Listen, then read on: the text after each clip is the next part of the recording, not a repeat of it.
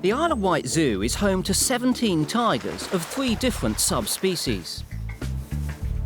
Tiger numbers in the wild are dangerously low, and the zoo plays an important part in the preservation of the species. And when their tigers die, the big cats continue to play an important role. Today, the animal manager, Charlotte, has travelled to the National Museum Scotland in Edinburgh.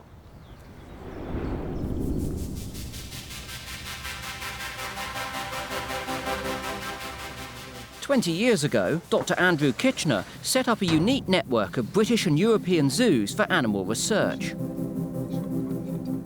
So that when an animal dies of natural causes within the zoo, rather than just incinerating it and losing any value that that might have for research and for the benefit of those species, I've tried to persuade them to send their dead animals here. And our aim, therefore, is to preserve them so that we create a research resource not only for our research that we do ourselves, but also for the wider research community, and that's been very, very successful. These are 2 Siberian tigers that we gave over to Andrew a few years ago now. So they've travelled quite a long distance to come up to him, and it's slightly odd, I have to say, seeing them in 2 dimensions rather than 3, but still incredibly recognisable, you know, straight off by coloration, patternation. So that they still feel like cats that I know and love very much. So it's extremely important for me and the rest of the staff as well at the zoo to know that when the cats are dead, they actually do hold a value that's of significance. And all too often these days, tigers, when they're dead, you know, hold an illegal value, if you like, for the black market and trade in tiger bones, etc. So to know that they're coming here and actually they're going to help with future, we hope, you know, future preservation of the species and furthering our understanding of the species is fantastic for us. The animals' skins play a big part in Andrew's research into tigers. What we can do here is compare individuals and see the variation within a particular population or subspecies or whatever. And if we slide these skins past each other, you can actually see this variation quite distinctly. One of the skins is much darker, it's much more boldly marked, and the other one is much paler, and the stripes are much less well defined. And, you know, that's just individual variation. This must present quite a challenge for you, though, because we tend to think about things, I think, too black and white when it comes to classifying animals and maybe oversimplify some issues. That's right, and the only way that you can get a handle on this is to have a large number of tigers to look at to see what the total variation is within that particular species. The museum also works with animal skeletons, DNA samples and muscle tissue. This research helps zoos develop their animal husbandry, and it also helps protect animals all over the world. We can also contribute to the banning of the trade in tiger parts because we've been developing atlases of tiger bones that enforcement agencies can use to identify those bones that have been illegally traded.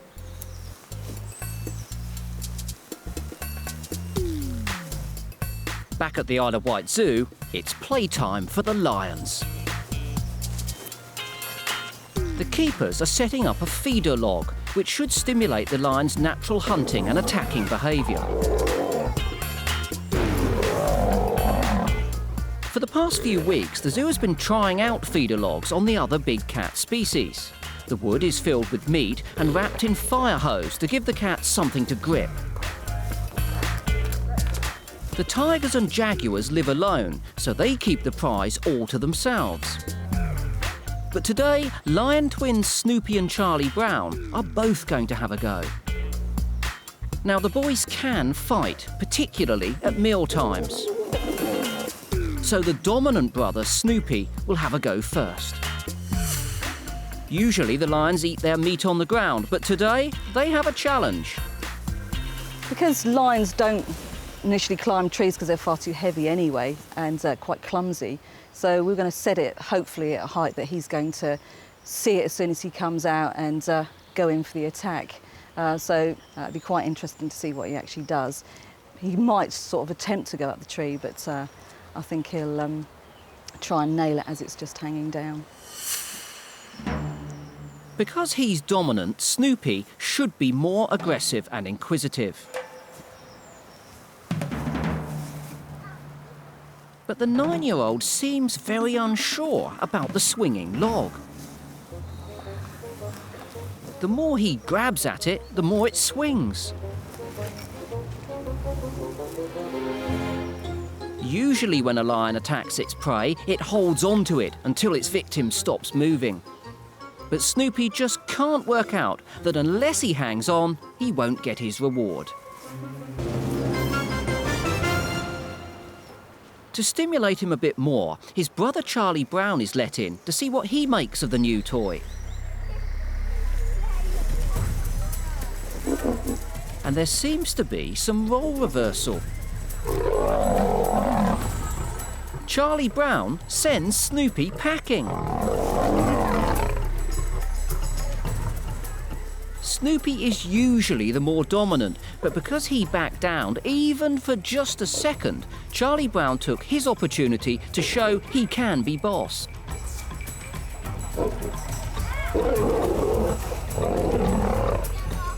Charlie's veins are very pumped up, which shows he's enjoying attacking the log and using all of his muscles. In the wild, I mean, they work as a team, so it's a complete team effort. But on occasions, if any of them show the weakness, then the other one will try and come in and take over. And this is what it's all about in the wild. So it's quite interesting to see it in human care. They're actually, showing sort of aggression, really. Snoopy's decided enough is enough. He's the boss, and now his brother has shown him what to do with the log. He wants it back.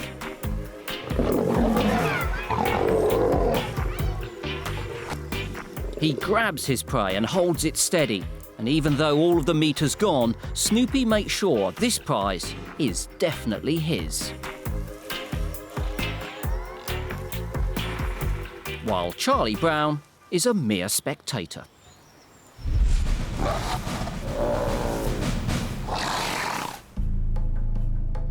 National Museum Scotland is home to 100,000 species of dead mammals and birds for research. Everything is analysed, from the skin to the bones. I mean, the advantage of sending animals here is that we do get a chance to look at their skeletons in some detail and find out what's wrong with them. And the problem when the animal is alive is you can't get close to it, you can't x-ray the important bits necessarily. So by collecting lots of information from lots of different captive animals, we can build up a probability that at a certain age it'll be suffering this condition or it'll be suffering that condition at that age. And that allows the zoo world to take a much more informed decision about how they're going to treat these animals. The Isle of Wight Zoo has sent 5 of its big cats to Andrew for research, and one in particular has shown significant findings. OK, Charlotte, here we have the vertebral column or spine of Shere Khan, the Indian tiger, who you sent to us 5 years ago now from the Isle of Wight Zoo. As you know, he was very old, he was about 24 years old. He was an old boy. Much older than any other big cat that we have in the collection. And it's quite interesting that he has these sort of arthritic-like problems along his vertebral column. And if you can see here, you see these sort of funny bony growths developing around the articulations here and also underneath. And in fact, in this case, the 2 vertebrae are actually fused together. Wow. And this happens when these bony growths just grow into each other, right. And the whole vertebrae fuse together. And it's very unusual to find this in a cat. In fact, it's the only cat we have that shows this. It's very common in bears, it's quite common in human beings even, but it's very unusual to find it in a cat. You haven't seen it in big cats before? No, no. But we don't find all big cats like that. But we got 2 tigers that were 13 and 14-year-old tigers, and they fed every day by climbing a telegraph pole to get their meat. Yeah. And they were super fit tigers. There wasn't an ounce of fat on them, and they would just leap and bound around. It was a tremendous sight. And unfortunately, these animals died, but when we looked at their skeletons, they were perfect. There wasn't anything wrong. So I suspect activity levels may have something to do with this. The Isle of Wight Zoo does use feeding poles and devices where the cats have to reach and move for their food. The museum's research proves that this has a positive effect on the health and the long-term mobility of big cats. Some cats, though, develop arthritis even though they're well looked after. At the zoo, 15-year-old Zara is on medication for this condition. But after seeing the severity of Shere Khan's arthritis, Charlotte knows they may not be doing enough. They need to take more X-rays to monitor Zara's bone condition. At the end of the day, it's difficult in terms of the management of an animal that's got arthritis. It's very, very hard. You know, what the X-ray tells you is so much. What you can't do is speak to the animal and say, you know, how's your back pain today? You know, you just don't know. The animal's no way of telling you. The team will continue to closely monitor Zara's behaviour and mobility.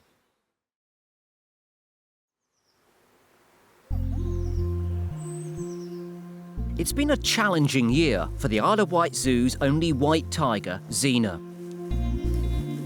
The sanctuary has worked hard to keep her happy and stimulated in her enclosure since an operation to remove her eye. Some of these enrichment techniques worked, and others didn't. But it's hoped today the keepers have found something that will really test her remaining senses. One of our keepers, Helen, has actually come up with a great idea. She's got a conventional common or garden beer barrel, and we strapped a couple of tyres to it, and it's going to be able to float. Zena's going to be able to pull out the water, she'll tug it around all over the place, and it's just a toy for her. We're going to give it a try and see how we go. And there's an added extra. Because Zena has very poor eyesight, the barrel is filled with stones, which should make this a perfect audio game.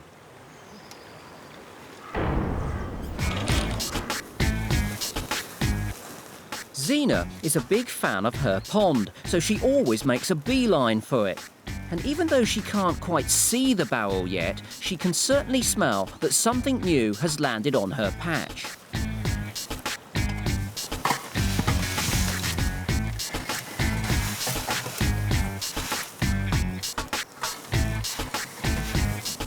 Zena is drawn to the different textures of the rubber and the metal.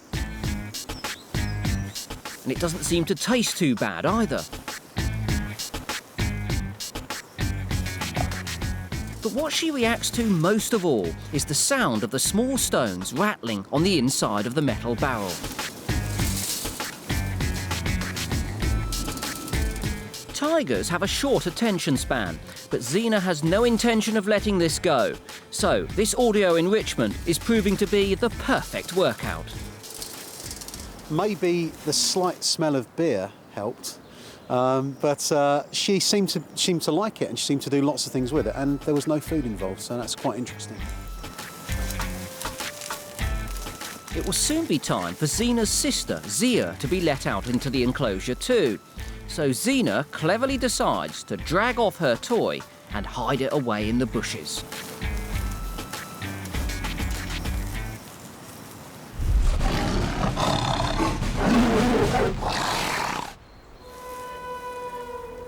It's been commonly thought that there are 9 subspecies of tiger worldwide.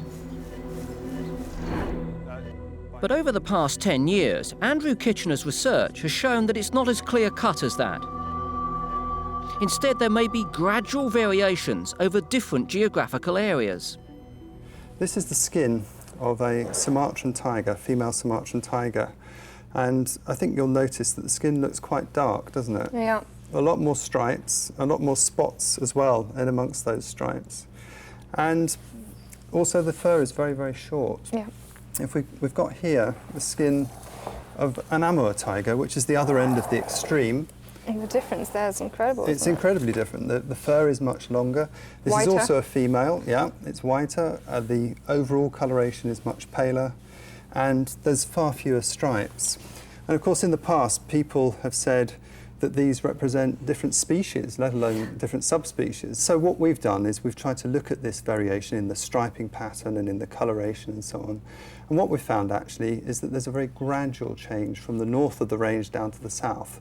So you get these large pale tigers with few stripes, and as you go further south, down into the Malay Peninsula, into Sumatra and Java.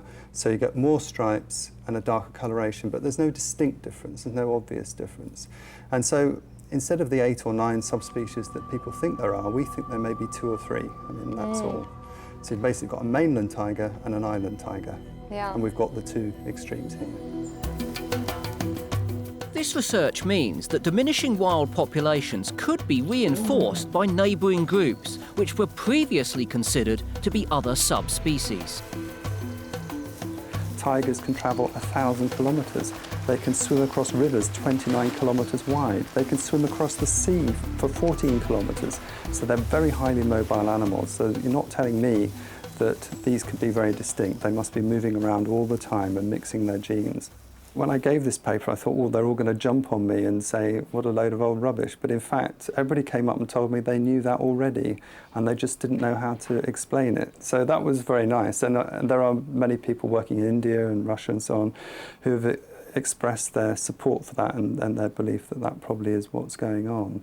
But we mustn't forget there are other genetic studies going on which seem to show something different. So the matter is far from settled, and we need to do more research together to try and resolve the issue, because if we don't, then we can't effectively conserve wild tiger populations. Sadly, it's too late for one particular subspecies of tiger. In this box, I have a very sad footnote to tiger history, because in it we have the skull of a Javan tiger. Wow. As you know, there are no tigers on Java anymore. Yeah. It's extinct and became extinct probably about 30 or 40 years ago. So unfortunately, the only remnants we have of this once proud animal are skins and skulls and other bones in museums. And it would be incredibly sad if that's all tigers ended up this way. India is home to half the world's remaining wild tiger population. Their numbers have dramatically declined because of poaching and habitat loss. In 2002, it was estimated there were over 3,500 tigers left in India. But a new census this last year has revealed much more concerning news. There are now only half that number.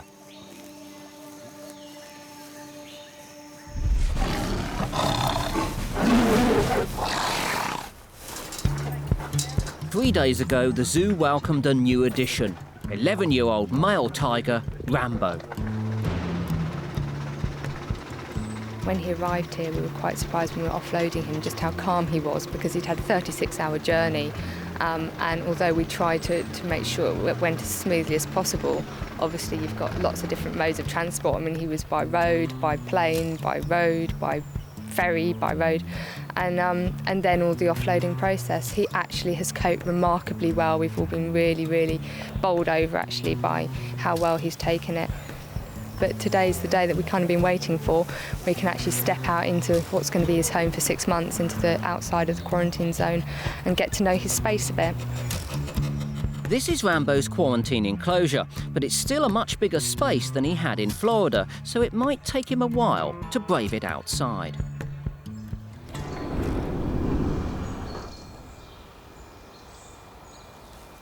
But true to his confident form, the new boy starts to explore in a matter of seconds, and once he starts, he can't stop sniffing.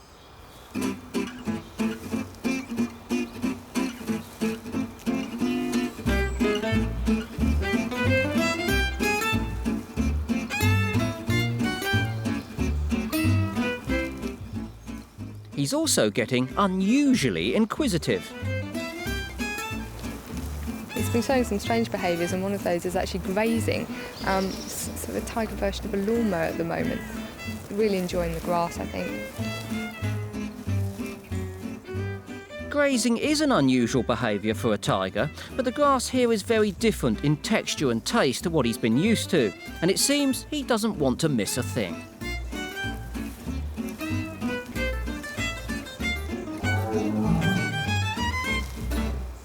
The platform, vertical scratch pole and the den are all things that Rambo hasn't experienced before, and they've kick-started some of his natural tiger behaviours. He now has some things he can actually scent mark. Rambo has symmetrical bare patches of skin from where he had to lie on a concrete floor. But the thick grass outside and the wood wool in his night den will soon make this better. At 11, Rambo is an older tiger, but he's well toned. Now he has more physical things to do and plenty of stimulation, his mobility and muscle tone should get even better. But for now, Charlotte and the team couldn't be happier with Rambo's progress. Absolutely amazing. Anyone that bet that he'd be coming out after 5 seconds would have been right. It literally looked like he was at the end of his quarantine period rather than stepping out to start it. So yeah, we've been blown away. This cat is absolutely amazing. We're just really enjoying watching him enjoying himself at the moment and just being, you know, really settled in his environment already. It's great. I don't know how long he's got left to live, you know, maybe 10 years. But let's hope that he's going to live those 10 years, you know, with a life that's of good quality for him. So, yeah, we feel that, you know, we really have fulfilled our role in that respect. There are now more tigers reported in captivity in Florida and Texas than there are left in the wild. Rambo was one of thousands of big cats in the US in need of rescue. Some states have strict laws, others none at all, and most people can't look after them properly.